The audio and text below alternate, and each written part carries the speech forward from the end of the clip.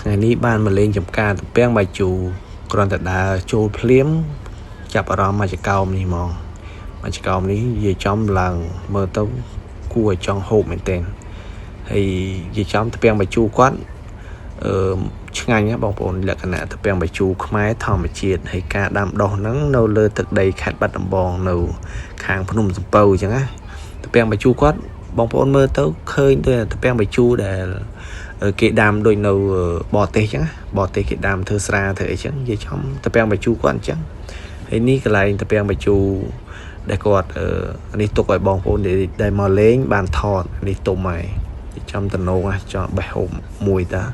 ហើយខាងនេះក៏ផ្លែច្រើនគួរសមផងដែរហើយទីតាំងផគាត់ហ្នឹងបងប្អូនអាច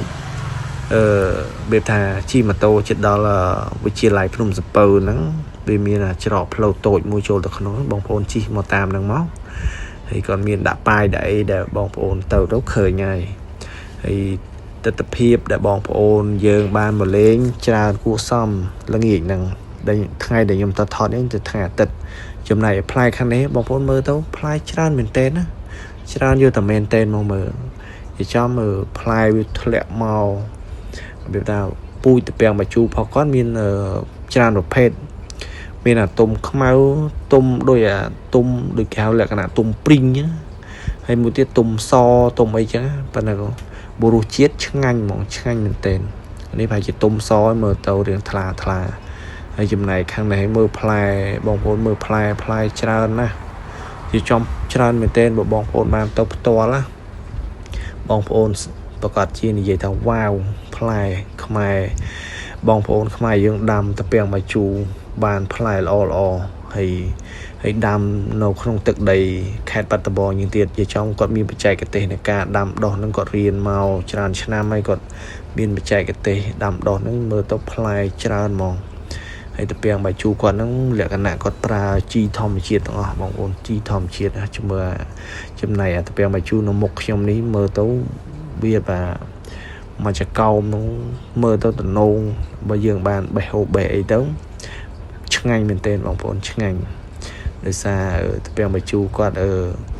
មើលទៅវាលក្ខណៈគាត់ដាំធម្មជាតិអញ្ចឹងគាត់បាញ់ថ្នាំបែបធម្មជាតិទាំងអស់ហើយថ្ងៃហ្នឹងផងដែរបងប្អូនយើងក៏មកលេងច្រើនអញ្ចឹងហើយបងគាត់មកលេងច្រើនហើយបងប្អូនមើលទៅដែលខ្ញុំថតហ្នឹងផ្លែវាធ្លាក់មកខាងក្រោមហើយកន្លែងទីតាំងផងគាត់ហ្នឹងគាត់មានដាក់កៅអីដាក់អីសម្រាប់យើងអង្គុយលេងហើយមានរឹងមានអីចឹងណាបងប្អូនទៅអាចអង្គុយរឹងលេងទៅហើយទិញទំពាំងបាយជូរគាត់មួយខាំពីរខាំឬក៏1គីឡូ2គីឡូអីយកទៅហូបអង្គុយនៅក្រោមដើមហ្នឹងក៏បានដែរហើយកន្លែងគាត់មានលក់លក្ខណៈ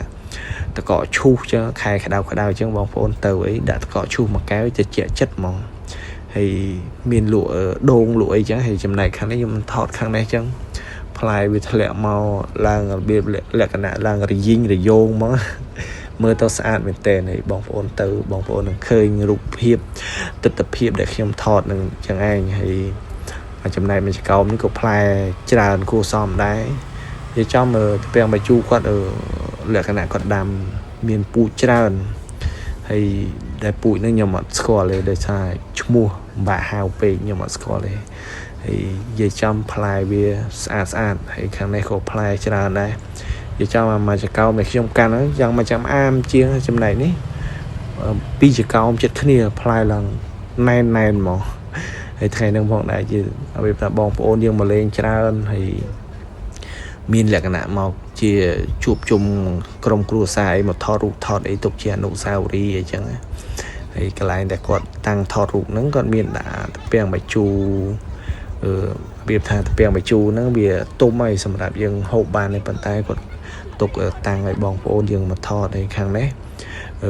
បៀបថាទុំសបងប្អូនហើយខ្ញុំបេះភ្លុកមួយឆ្ងាញ់វីដេអូហ្នឹងមានប៉ុណ្ណេះបងប្អូន